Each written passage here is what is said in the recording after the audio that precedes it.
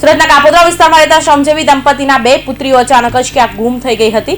બંને પુત્રીઓનું ભાળ નહીં મળતા માતા પિતા ચિંતાતુર બની ગયા હતા। તેમની શોધખોળ શરૂ કરી હતી, પરંતુ બંને પુત્રીઓ ક્યાંક નહીં મળતા તેઓ કાપોદ્રા પોલીસે તાત્કાલિક અલગ અલગ ટીમો બનાવી બંને બાળકીઓની શોધખોળ હાથ ધરી હતી અને 4 કલાકની ભારે મહેનત બાદ બંને બાળકીઓએ સહી સલામત શોધી કાઢ્યા હતા।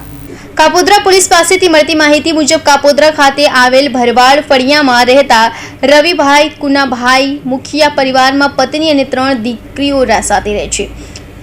પતિ પત્ની બંને મજૂરી કામ કરી પોતાનું અને 3 સંતાનોનું ભરણ પોષણ કરે છે। દરમિયાન સવારે તેઓ મજૂરી કામ માટે નીકળી ગયા હતા અને બપોરે ઘરે આવતા તેઓની 12 વર્ષની બુકબાધીર દીકરી અને 4 વર્ષની દીકરા ઘર હાજર નહીં હતા। માતા પિતાએ આજુબાજુ તપાસ કરતા નહીં મળી હતી, જેને કારણે શ્રમજીવી દંપતી બહુ જ ચિંતાતુર બની ગયું હતું।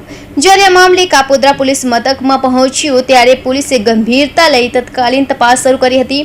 બંને બાળકીઓને શોધવા માટે કાપોદ્રા અને સરથાણા પોલીસ સ્ટેશનના કુલ 50 જેટલી પોલીસ કર્મચારીઓ જુદી ટીમો બનાવવામાં આવી હતી। અલગ અલગ સ્થળો પર લાગેલા કુલ 80 જેટલા સીસીટીવી કેમેરા ચેક કરવામાં આવ્યા હતા।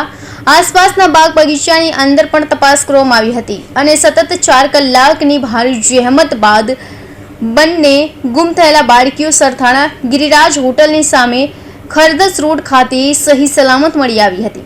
ત્યારબાદ બંને બાળકીઓને પોતાના માતા પિતાને સોંપવામાં આવી હતી। શ્રમજીવી દંપતીએ પોલીસનો આભાર માન્યો હતો। Bureau report, Hind TV news, Surat.